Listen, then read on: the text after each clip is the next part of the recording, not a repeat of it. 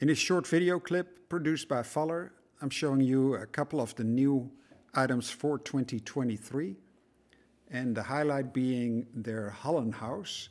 It's a low German farmhouse and typical of northern Germany since the 13th century.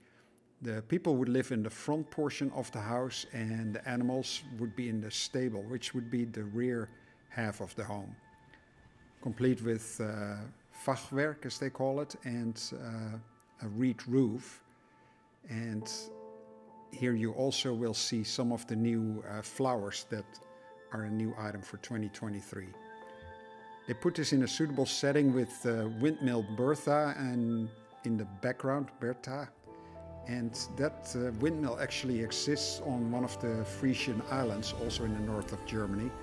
And that's why they also put one of the lighthouses in this suitable setting.